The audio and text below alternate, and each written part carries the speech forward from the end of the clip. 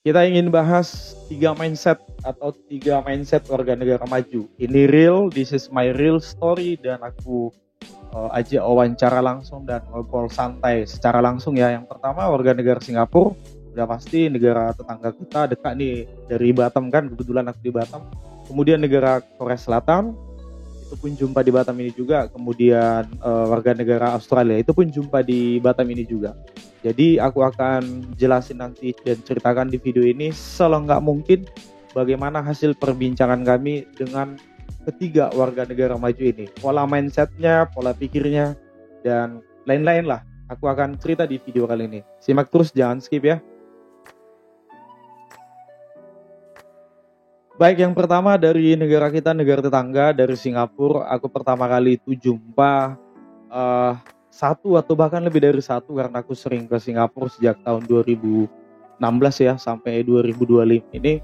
Itu aku obrolin tentang soal ekonomi atau juga soal punya anak. Itu profesinya itu driver transportasi online, kayak kalau di Indonesia kayak Grab ya atau Gokar gitulah. Kalau nggak Grab aplikasinya, kalau nggak Gokar waktu itu di Singapura. Itu di zaman sebelum C19 lah, sebelum itu.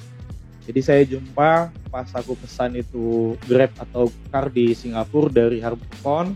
Waktu itu saya menuju ke General Hospital atau ke Botanical Garden, saya kurang tahu tepatnya, tapi perbincangan ini terjadi di dalam taksi. Dan mobilnya ini pun bukan mobil abal-abal ya teman-teman. Pas aku lihat mobil gitu nyampe di titik poin penjemputan, wah ini udah mobil-mobil sultan ini kalau di Indonesia gitu. Jadi obrolannya kami itu gini, dia itu sebenarnya punya kerjaan di sebuah perkantoran lah. Kenapa aku tahu dia kerja di kantoran? Karena aku tanya apakah ini memang main jobnya, katanya enggak. Jadi dia main Grab atau main Gokar itu sampingan lah setelah pulang kerja. Dan aku lihat pun digantung ID card dia di depan kaca, apa itu, kaca spion yang dalam mobil itu, kayak ada apalah ID card dia atau badge nama dia di tempat kantor dia gitu. Jadi disitulah aku tanya tentang Singapura dan kondisi ekonominya juga. Aku tanya, dia tahu negaranya itu lagi seperti apa kondisinya, ekonominya mau dibawa kemana, dia tahu gitu. Dan itu bahkan lebih dari satu profesi yang aku tanya di Singapura, mereka bisa jawab. Singapura ada apa sekarang, gimana kondisinya, mereka bisa jawab itu loh. Padahal bukan kayak kaum apa ya, ekonomi kaum intelektual tinggi, enggak, tapi mereka bisa jawab bagaimana kondisi negaranya. Lalu ini masih tentang si driver online ini ya. Jadi katanya soal punya anak nih, ini kita bandingkan sama mindset orang Indonesia. Jadi di Singapura itu biaya hidup tinggi, biaya kayak living cost, pendidikan dan sebagainya itu tinggi, sehingga mereka mengharuskan mau nggak mau, suka nggak suka, kayaknya satu job nggak cukup, sehingga dia buat 2 job. Kalau pulang kerja dia nge-Grab. Dan istrinya juga seperti itu, 2 job katanya. Aku tanya, udah punya anak pak? Udah. Berapa anaknya? 1. Itu pun udah dewasa, kalau nggak SMA udah kuliah gitu. Kira-kira kalau satu job cukup nggak gitu? Cukup, tapi hanya sebatas makan gitu. Hanya sebatas gitu, sewa ini sewa itu, apa, oh nggak cukup kalau satu orang kerja itu matilah katanya gitu. Jadi ada rencana nggak nambah anak gitu, buat 3 atau 4 gitu? Enggak, karena biaya hidup di Singapura tinggi dan kami nggak mau menambah masalah, dan kami nggak mau menambah pengeluaran, dan kami nggak mau nambah capek gitu. Nah itu jawaban mereka, karena kehidupan di Singapura ini mahal gitu, living costnya gede, nggak main-main. Nah itulah kata orang Singapura. Jadi intinya mereka itu dan mereka juga tahu angka tingkat kelahiran di Singapura itu kecil, dan dia tahu itu bapak supir ojol itu, tahu dia. Jago kali bapak ini ya, tahu kayak analisis negaranya itu, walaupun memang kecil, kita tahu kecil, tapi tahu dia perkembangannya dan banyak hal dia tahu. Keren lah dia, keren. Dan semua yang dia bilang itu aku cek di Google memang betul gitu kan, sampai tingkat populasi, tingkat lahiran, kematian, biaya hidup, apartemen, segala tahu dia, bisa dia jawab. Jadi intinya mereka nggak mau punya anak banyak, mereka fokusnya itu betul cari uang, cari cuan, dikarenakan biaya hidup itu tinggi gitu. Jadi fokusnya, otaknya, mindsetnya, tenaganya, pikirannya habis untuk mencari uang, mencari cuan, bangun aset, bangun ini, bangun itu. Nah, itu di pikiran mereka. Bagaimana supaya maju, gimana supaya pintar, gimana manage diri, bagaimana memperkaya diri. Ah, itu di pikiran mereka. Bukan buah anak banyak, dikit-dikit nikah, buah anak banyak. Mereka nggak mau seperti itu. Oke, yang kedua, negara Korea Selatan. Ini juga jumpa di kota Batam.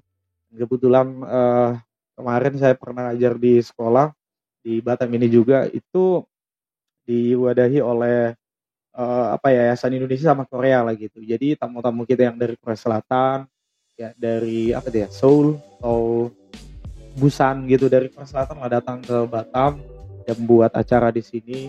Dan orang-orangnya ada mungkin lebih dari 1, 2, 3, 4 wawancarai. Ada profesinya sebagai staff-staff di gereja, ada penyanyi, dan juga ada dosen, ada guru musik, ada guru sekolah. Dan itu juga aku tanya soal mindset mereka. Jadi ada 2 anak gadis, masih muda ya, kayaknya di bawah 30 tahun umurnya. Dia guru, ada yang guru musik, ada yang guru di sekolah gitu. Kalian kalau nikah apa yang harus disiapin gitu? Aku bilang gitu kan. Kalau kalian nikah di Korea sana, bagaimana sih sistemnya, bagaimana budayanya gitu. Jadi cewek ini bilang, aku kalau cari cowok dia harus punya kerja, dan kalau bisa dia udah punya polis asuransi katanya gitu. Kalau nggak dia punya polis asuransi gimana? Ah, saya nggak mau nikah sama dia katanya gitu. Kamu punya polis asuransi nggak? Gue bilang gitu. Iya punya dong katanya gitu. Minimal kayak asuransi jiwa gitu lah, atau asuransi kesehatan. Minimal salah satu lah. Kalau tanpa asuransi dia nggak mau nikah katanya. Kemudian saya tidak mau nikah itu dengan tangan kosong, hanya mengharapkan laki-laki semua gitu. Saya nggak ada apa-apa ketika mau menuju pernikahan. Saya juga harus ada pegangan gitu. Dan cowok saya kerja, saya juga harus punya kerja. Nah, itu katanya. Kalau cowoknya kerja dan saya juga harus kerja, kami dua-duanya harus punya job. Saya nggak mau kayak ditanggung pria gitu, hanya menikmati dari pria, walaupun si cowoknya maafan kayak nggak mau dia. Nah, ini kan tidak mewakili secara general semua wanita di Korea. Kebetulan ada 2 atau 3 orang laku wawancarai. Ada juga emak-emak, tapi saya lebih banyak ngobrol sama yang anak gadis. Ini usianya di bawah 30 ya, kayak 25, 24 atau 26 gitu lah. Belum nyampe umurnya 30. Karena saya tanya juga umurnya kan, profesinya, umurnya, pendidikannya gitu. Jadi untuk mencari cinta sejati pun sekarang di Korea rada-rada susah katanya gitu. Jadi banyak yang harus perhatikan, banyak problematiknya lah. Kalau kondisi ekonomi atau gejolak di negaranya itu lagi tidak enak-enak, lagi tidak baik-baik saja, mereka nggak mau nikah. Misalnya entah lagi perang dagang, atau lagi inflasi, atau lagi apa, nggak begitu.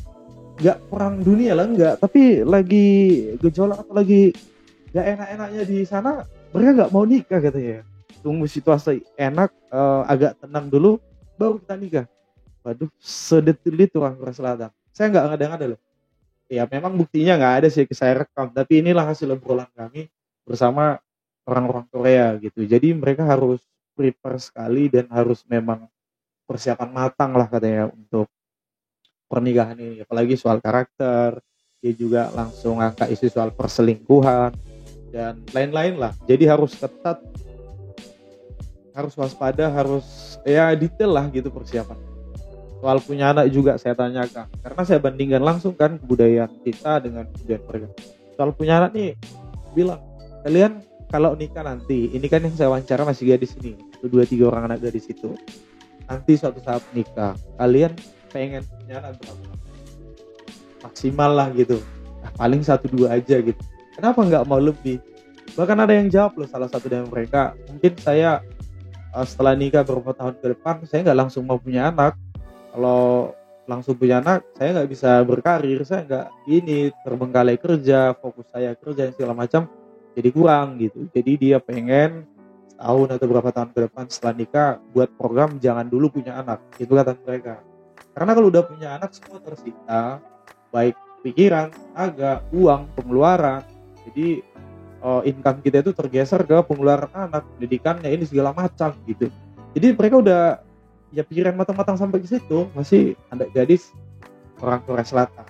Nah itu soal punya anak, mereka nggak mau punya anak banyak. Seperti kita tahu lah, Korea Selatan juga berapa lah penduduknya sebanyak Indonesia kan, gitu.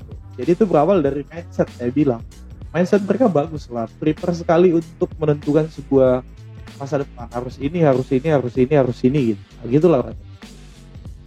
Banyak yang kami perbincangkan, tapi yang kuangkat isu-isu yang hampir-hampir kubandingkan ke Indonesia lah. Kalau nikah bagaimana efeknya, bagaimana, dan fungsi ekonominya gimana, hidupnya boros atau enggak. Sama aja kalau kamu masih miskin katanya, ya hemat-hemat lah, jangan boros-boros katanya gitu.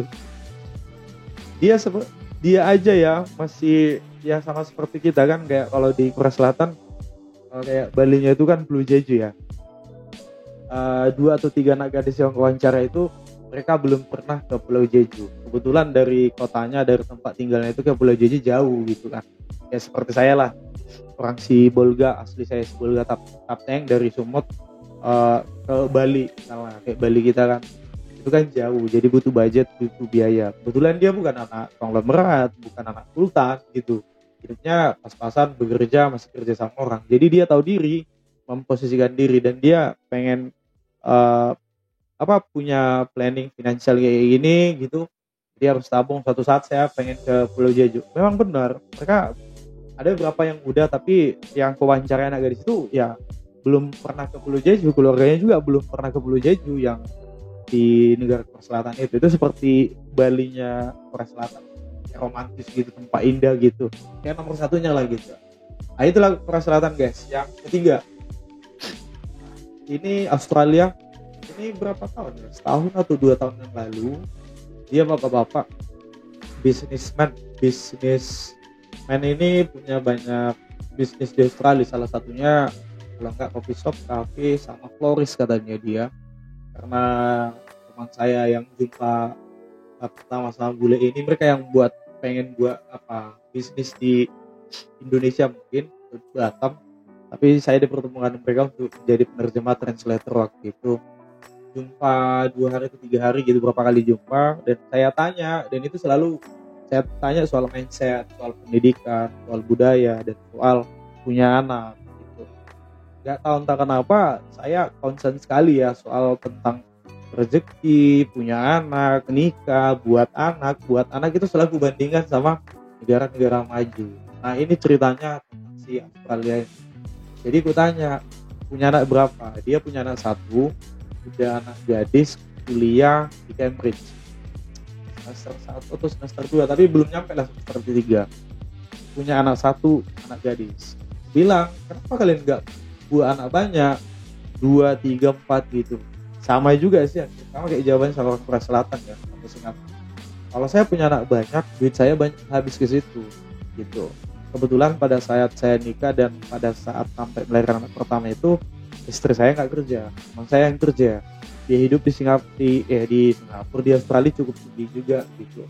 Jadi mereka sampai sekarang udah sampai anak gadis, dia nggak mau nambah anak. Kalau saya nambah anak, waktu saya, tenaga saya, pikiran saya, duit saya itu habis ke pengeluaran anak. Ngapain buat anak banyak-banyak tapi kualitas hidupnya nggak bagus? Mending 1 aja, tapi hidupnya layak, kehidupannya bagus. Dia dapat gizi yang bagus, dapat pendidikan yang bagus, dia dapat kasih yang bagus dari orang tuanya katanya gitu. Jadi sehingga mereka memutuskan, banyak juga memang warga Australia, nggak cuma mereka, tidak mau punya anak banyak gitu. Cukup 1-2 aja. Dan yang bapak-bapak yang ku ajak ngobrol ini, yang orang Australia itu jumpa di Batam kami, dia bilang, saya 1 aja, tapi kami pengen fokus membangun SDM anak kami ini, pendidikannya bagus, ininya bagus semua gitu. Jadi anak sekarang lagi kuliah di Cambridge. Itulah beberapa mindset dan isi-isi perbincangan kami sama orang warga negara yang udah maju ya. Jadi pikiran mereka itu bagaimana membangun aset. Jadi udah banyak outlet bisnis dia, kayak florist, toko bunga, atau kafe atau restoran gitu. Bahkan hasil dari bisnis dia itu menyumbangkan ke negara Afrika gitulah, kayak kasih ke panti asuhan atau yayasan yang membutuhkan. Dia sampai pergi ke negara Afrika yang masih miskin, dia pergi ke sana kayak lancong, terus membantu warga-warga miskin di sana. Dia tunjukin foto dan videonya real ya. Itu kami jumpa di Batam, ditunjukin dia. Itu dia penerbangan dari Australia tapi ke Singapura, kemudian dari Singapura dia naik dari ke Batam. Lalu kami jumpa di salah satu hotel yang ada di Batam. Intinya orang Australia tidak suka dan tidak mau punya anak banyak, mereka fokus bisnis, Mereka bangun SDM yang bagus, mereka bangun aset, mereka cari cuan, bagaimana menjadi negara maju, bagaimana buat nyaman, bagaimana untuk dana-dana pensiun, itu mereka udah planning-planningan semua gitu. Udah bisa prediksi income istrinya sekian dolar, income dia udah sekian dolar gitu. Jadi sekarang posisi istrinya apa ya, manage yang bisnis dia itu sekarang gitu. Dulu awalnya mereka kerja sama orang, kerja di perusahaan atau kerja di tempat orang. Tapi saat ini mereka udah punya bisnis itu, florist atau coffee shop. Jadi mereka bangun itu dan udah berjalan berapa tahun dan udah punya banyak berapa outlet sama cabang di Australia. Jadi itulah fokusnya mereka, bukan buat anak. Sekali lagi mereka nggak suka buat anak banyak-banyak. Dan mereka juga tidak apa ya, tidak memakai seperti peralatan kita itu dan tidak mengaplikasikannya juga dalam hati batin mereka. Anak itu bawa rezeki, banyak anak banyak rezeki, itu pernah kulontarkan juga sama orang yang 3 warga negara itu. Mereka menolak itu dan mereka tidak setuju gitu. Bagaimana dengan negara-negara yang warga negaranya sedikit, otomatis anaknya dikit dong, tapi maju. Luxembourg itu, nah itu kaya gitu. Jadi apa ya, mindset itu, kalimat yang banyak anak banyak rezeki itu mereka nggak terima, dan itu bisa dianalisis mereka gitu, langsung berbasis data, adu argumen ya. Apalagi yang itu sama orang Australia itu kayaknya dari 3 negara itu otaknya itu, analisisnya itu kayaknya dia lebih tinggi dari yang ketiga ini, serius. Kayaknya ajak ngobrol tentang ekonomi atau tentang apapun, tahu dia semua, jago dia, jago. Udah bapak sih, tapi otaknya top lah. Itulah ceritaku tentang 3 warga negara yang punya mindset, khususnya soal anak, ekonomi, dan sebagainya, soal keuangan. Bagaimana dengan kalian? Apakah kalian masih mengadopsi atau masih mempraktekkan, masih mengaplikasikan pemahaman itu? Banyak anak, banyak rezeki, sehingga kamu buat anak supaya banyak rezekimu gitu. Komen-komen warga negara ini Konoha, netizen Konoha. Komen ya, gimana pendapatmu soal cerita gue ini?